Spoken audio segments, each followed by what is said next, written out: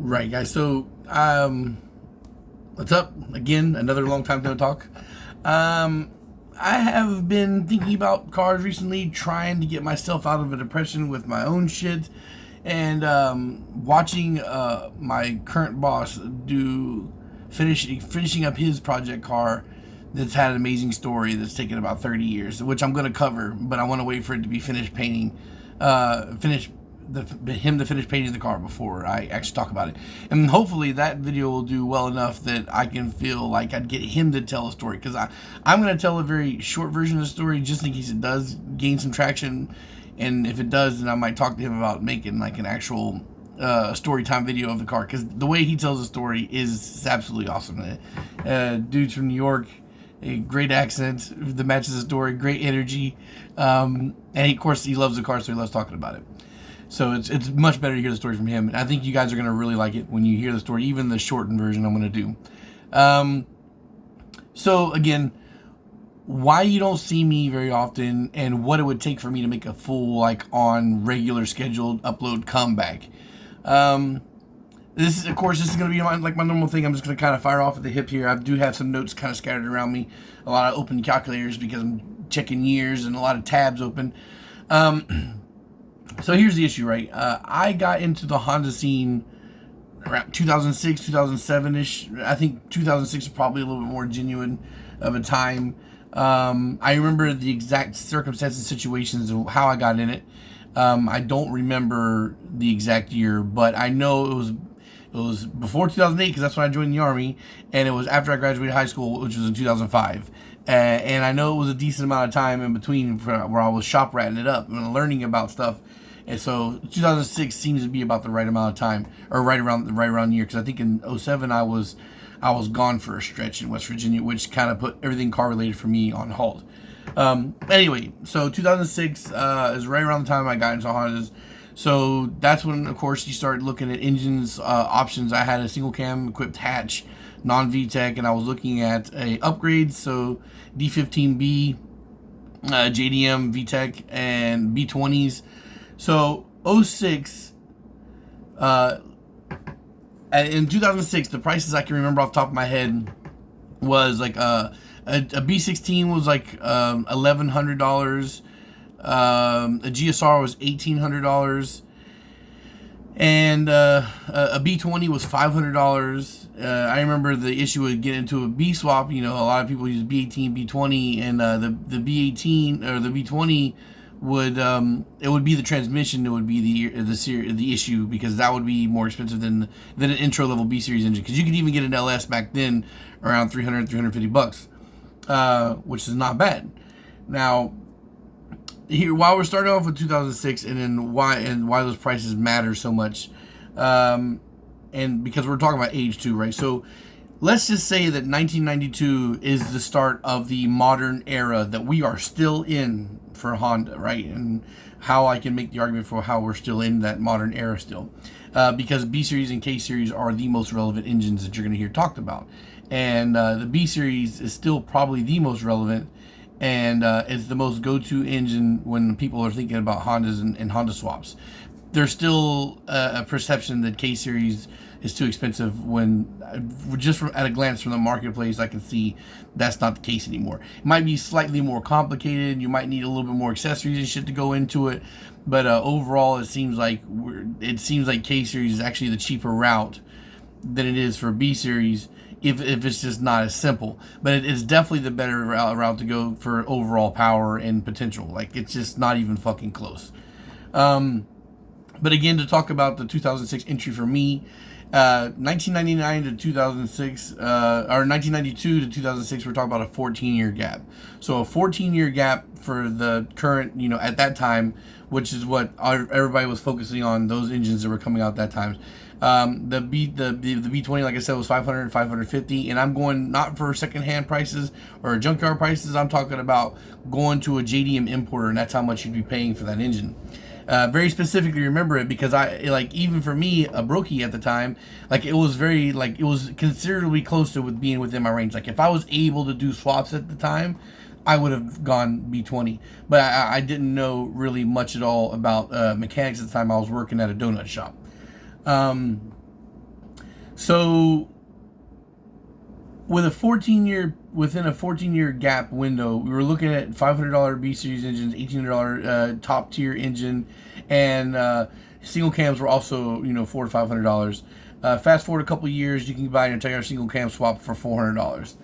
Now, and again, right? Like the B20 dropped in 2000 or in 1995. Like the B20 first came out in the first gen CRV here, or I think there may be a Prelude B20, but we're not talking about that. We're talking about the one that came out of the CRV that was introduced in 1995, right? So in 1995 to 2006, it's even smaller window, right? We're talking about 11 years versus the 14 if you're going all the way back to 92 and the first single cams that we start regularly using at the time. So not that much time between the time that the engine first debuted versus like people regularly using them, and we're talking about like average normal people as well. So not that much time at all. Now, why is that relevant? Because if you look at the modern Honda engines where they are, 2017 is where the paradigm shifted to where we are now, where we're seeing the K20C, the K20C4, C1, and the L15B7, right? Now, that gap between the debut for the modern Honda engine and now has been 8 years. So I would say only 8 years. 8 years is a pretty long time. 8 years has been a long time to figure things out, to try and make advances and make progress, and to try and normalize the swaps for older chassis or whatnot. But you're not really seeing it happen. And so again, like to make the point, from 1995 to the point I entered, the Honda game was 11 years. And just because that's when I started fucking with Hondas doesn't mean that's when the swaps became popular. It was already a thing a year or two even before I got into it. So you could say the entry level for the B series, the B20 becoming popular swap, and the L15 B7 and the K20C is about the same time, but you're not seeing it, right? Just not seeing those swaps happening. And here's the big issues for this, right? A couple of things. One being inflation, I think, is a huge problem. So that does hurt the market, right? And the second thing being, swaps were more common. I think people were kind of like working their way up because the base model engines that you could find in the Honda Civic were still, tinkerable. You can still do those. And the same thing with like the Honda Sport. I think your baseline model engine for a Honda Civic would be a D16 non-VTEC, like a Y7 versus a Y8 if you got like a Sport. So, the problem is like the Sport Civic, which was still an economy car, still had an engine that wasn't that hard to make. Nowadays at least, not that hard to make 500 horsepower off of, and is extremely cheap. Whereas nowadays the modern Honda Civic and the base model Civic and the Civic Sport, nobody's using those engines for anything. So I think like those engines would have to be readily available and cheap, and then would have to be usable for builds for modifying for this current Honda era to have another paradigm shift inside the enthusiast market versus everybody still running back to the D series, the B series, and the K series, because there just isn't any readily available worthwhile engines coming from the modern Honda market. And maybe Honda, I know Honda doesn't build for car enthusiasts. They only build for, the regular guys who are going to just buy their cars and drive or whatever. But I think that might be the reason why Hondas just aren't that popular anymore, because you don't have that young enthusiast market looking forward to buying a modern Honda. Like you get younger kids or young adults that are playing with these Hondas, and and then they want to jump into a new Honda Civic, but a new Honda Civic is just not worth jumping into. Like if you're thinking about modifying. And again, like I know I kind of shit on the L15 B7. I do shit on it because it is a poorly designed engine for modification. But again, Honda's not building engines in thoughts of modification. They're thinking about how much power and performance can we give you immediately without tinkering with the engine. And for the engine out the box, it's amazing. Like I daily drove a SI, like a 2019 SI for a year, and it was great. Like you get 300 miles to a full tank while beating on the engine. Like I was hauling ass everywhere I was going, and I was really getting on the car, and still would average 300 miles for a full tank of gas. And for power, torque, and gas mileage, all out the box is great. But the engine is not great for modification. Like if you're just using it for as is, amazing. But the problem is that engine, you can't find it anywhere. It's not readily available. Like, you go to HMO Online, right? Honda Motors Online, which is a popular website to go buy JDM engines or whatnot. If you go to the L series for engines, you only see one listed. It's an 08 L1581 from a Honda Fit, right? So you're not going to get an SI engine anywhere. Like, oh, so eBay is not a proper representative of the market. You know, it's always going to be inflated price because of it's a crate motor and all that stuff. But just looking at a 2019 Honda Civic Si, 1.5 turbo engine, 205 horsepower, L15 B7. Oh, okay. Well, to be fair, this one comes with the transmission, so it is kind of a swap, and you're paying. The price tag is $5,500 though. Here we have one on a pallet, just the engine, $3,900. So now, if let's say, like I was saying, the GSR was $1,800, as I remember at the time. Like, if you wanted to go and pick up one from a JDM import shop, $1,800. That same $1,800 nowadays is $2,800. So inflation's a big thing there. But I'm not seeing any L15 B7s on the aftermarket, right? So it's kind of hard to go. Maybe if that engine was available and affordable, you would get a lot more people swapping into it. And how, again, I can say just from the prices that this is not happening is you can just go to YouTube and search for L15 B7 swap, right? And you get off rip, you get VTEC Academy, which is Hashport. So of course, anytime a new Honda product comes out, they like to get their hands on it and start making swap kits for it, because inevitably the idea is that we're going to be swapping these into older chassis or whatnot. And I guess as we're getting to 30, we're narrowing in on like 35-year-olds for the Honda Civics that we grew up with being that old. I would say that the new old chassis would be like RSXs and shit like that, EP3s. So, but the problem is all these things come with K-Series, and even the K-Series base model, if you've seen plenty of VTEC killer stuff, is a great engine, and is again a much better option than the L15B. So why would you swap out that K-Series, which is already fucking phenomenal, for this fucking L15 B7 that if you modify as soon as you modify it, you're risking it exploding? Again, it's not just a simple failure, it's an explosion. When these engines give, they go boom. Fucking holes everywhere. Rods shattered. Like, that engine's done. You're not just gonna pull it out, swap out a crank and rods and be good. That thing is donezo. But again, YouTube, right? 3 years ago, VTEC Academy. 2 years ago, VTEC Academy. 8 years ago. So, wow. 8 years ago, VTEC Academy.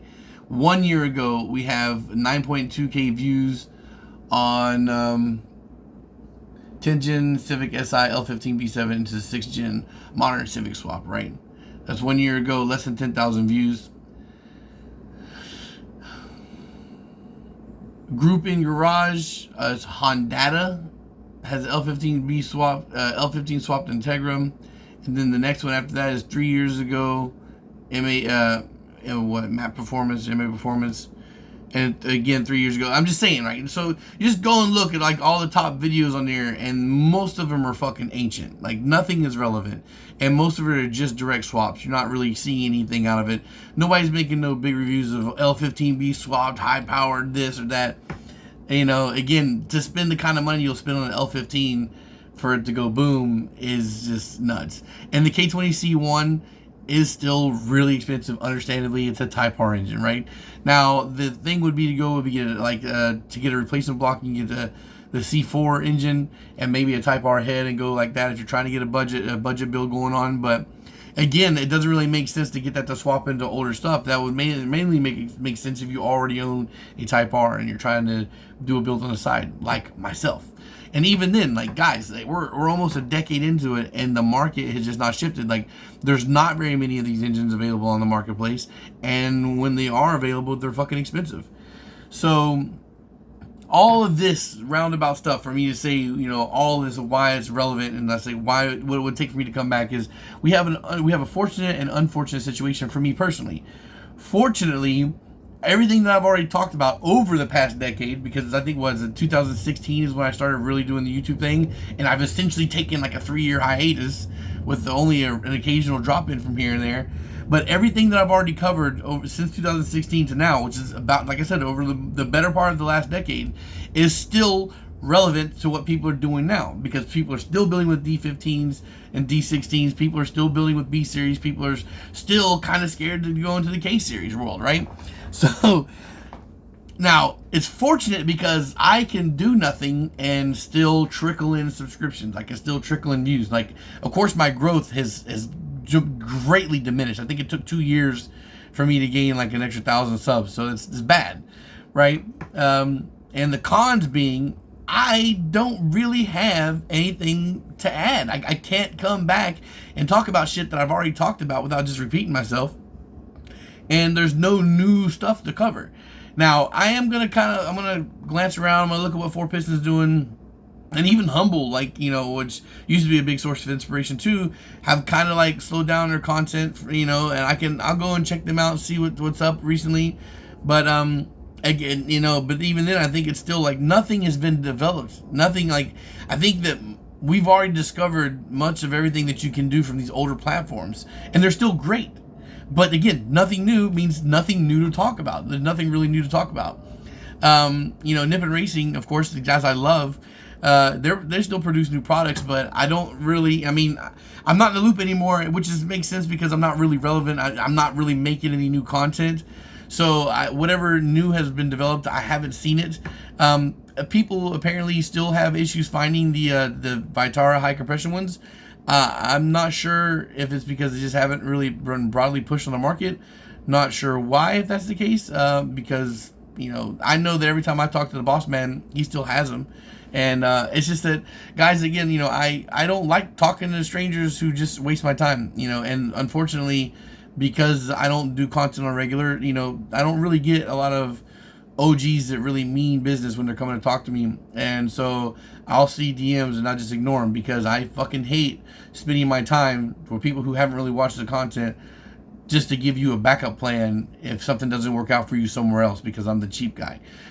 So no, fuck that. I'm not going to do it. I've been focusing on my computer channel, and we're going, what, like 6 or 7 months into it. I'm at 230 something subscribers. And I'm kind of, you know, the problem is there is versus here is like, I can talk and I can, like, we can do story time like this, and I can sometimes get decent amount of views from it. But there it's kind of hard for me to do that. Besides just showing gameplay, like, it's really hard for me personality wise to come through. I still haven't really found a proper rhythm where I can do this with the PC stuff. But, you know, like, the joke is learn to code, and that is the way I've gone. I've got mad computers extra in the house. I've gone over the numbers and I've spent almost 10 grand in the last 6 months on PC builds. Now, yes, I'm selling them and I am making marginal profit on it, so it's not like crazy, but there's still a decent amount of them that haven't sold. I still have 4 computers I'm sitting on that haven't sold yet, and some of the most expensive PCs I've built are in the house in use. So a decent amount of that money is just here. But again, you know, I like building stuff, and, you know, computers are going to be relevant forever. There's a bigger market for it. I think if I'm persistent enough, I can eventually push through it. Actually, I should have started doing this over 1.5 years ago when I built the first PC that I had, my first PC build. But I let somebody who I respected talk me out of it at the time. And it turns out that guy is he really is a bit of a douchebag. And I shouldn't have fucking listened to him. I should have done my own thing. And I would probably be at the point now where I'm trying to get to, where I can sell computers on a regular, just like I did VHP engines on a website. I would like to do the same thing for computers and be able to sell computers. If I can sell computers on a regular, guys, I can start, hopefully making enough money off that where I can start building cars again. I can get out of this fucking shithole I'm in to a place where I can properly work on my car. I just need a place where I have flat ground where I can put a concrete pad, and I will 1000% work on the S2000, work on the Integra, start making progress again. And then at that point, then I can turn the channel into what I would like to be, instead of just discussing engine theory, actually showing project cars getting done and actually making car content. But I'm not in a position where I can comfortably work. I won't. I've got way too many years invested in the Integra. I've got like 3 years dragging around the S2K now. So, you know, I hate them. They're there. But if I know if I can get to a place where I can comfortably work at my own pace, at my own time, I'll revive the cars and it'll be fine. You know, at this point, I'm too heavily invested in the S2K. Nobody wants to spend the kind of money I would need to get rid of it. And the Integra, like, I don't care what people would offer me anyway for that. I'm gonna keep that one forever. So again, yeah. So for me to come back, the Honda market would have to switch up. Like, we would have to start focusing on a new engine. A new engine would have to be the target of regular swapping and building, and that's just not the case. We're still doing old shit, guys, and I've already covered it all. There's not really much for me to add to what we've done there. Yeah, you know, the big surprise, big shocker, stock block K series makes 700 horsepower, 500 horsepower, 600. Yeah, it's been done a long time ago. It's not new. It's not a shock. Yeah, it's great. It's impressive to be in it, but like, for me to add content, I can't do that. I can't cover the same shit all the time, guys. So again, you know, look out for that one video. It's going to be coming soon. I'm going to probably keep it at 10 minutes or less. We'll see how things go there. And yeah, I tried to keep up with all my comments. YouTube is weird on the notifications, so I have to really do a deep dive on notifications. Like, a lot of times if I see them pop up in my usual notification feed, I'll answer them if it's something that's, you know, worth me taking my time to respond to. And if it's on the deep side, then I'll try and go through and clear out those questions or whatnot that have been asked. But like I've always complained about, guys, like, most of the comments I get are stuff that I've already answered. And my biggest peeve nowadays is that people in my DMs, they're looking for answers instead of commenting on the YouTube channel. Because, I mean, if you're coming to me to do something to get help, the least you could do is help the algorithm. Because most people don't subscribe. Most people don't thumb up videos, right? And then most people don't even fucking comment on the goddamn the time, or on the comment section to help the video. You just go straight to me and expect me to take my time to help you, walk you and guide you through, just for me to, oh, thanks, bro, I really appreciate it, and disappear into the fucking wind without me getting anything out of it. And I'm selfish.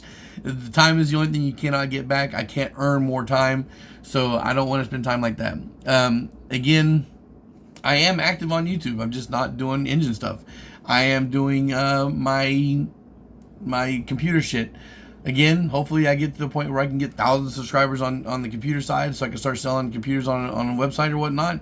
And then, you know, I'd like to say that, you know, we're at 14,500 subscribers on VHP Engines. 15,000 would be nice to see this year. I don't know. 500 extra subscribers on a channel that's already this big doesn't seem like that big of a deal. 15,000 subscribers this year would be cool to see, and I guess ultimately 25,000 subscribers would be kind of cool to, you know, have BHP Engine still be relevant. Again, like, it might wind up being another 4 or 5 years, and then I get to the point where I come back. It might be guys, where I get to the point where I have to have my kids be grown ass adults. Like, once my kids are gone and I don't have to support children, or, you know, gone, yeah, they're gonna be failure launch kids. Like, they're really attached to the hip. But at least they'll be making money and they can take care of themselves if I'm, you know, even if I'm still paying the bills. You know, the family trips will be cheaper for me. Christmases and birthdays and all that shit will be cheaper for me. Once I free up, you know, paying everything for my kids, then maybe I can start focusing on daddy a little bit more. And that's actually not that far away. My son's 14. You know, we're halfway into year 15 right now. It's only a couple more years before he's done with school and starts working. So, I guess, you know, I do 3 or 4 uploads a year on VHP Engines, and to the point where I'm out of this fucking place where I can work on my car again and I start making content another way. Again, like I've said, guys, I like YouTube too much for me to just ever quit and just completely walk away from it. And I know, because I couldn't get my YouTube fix here, I, you know, started doing the YouTube side on somewhere else. And that's my fucking laundry mess we got going on here. It's all clean clothes, guys. Just need to be done. But yeah, this is one of my PCs right here. I like it, and I've got it. For any of you guys that know about PCs, I have bought into the new launch. You know, I have a 9070. The CPU's out for delivery today, so I got like another $1,000+ PC I'm about to be putting together. But yeah. You know, guys, I'll be seeing y'all eventually. It's just a matter of time. I haven't gone away completely, you know. Just, yeah, if you got questions, just put them here in the comments, and I'll try to get back to you, you know, as soon as I notice you, at least. So just pay attention, so when you do get an answer back, you see it. All right, guys, thanks for watching, and peace.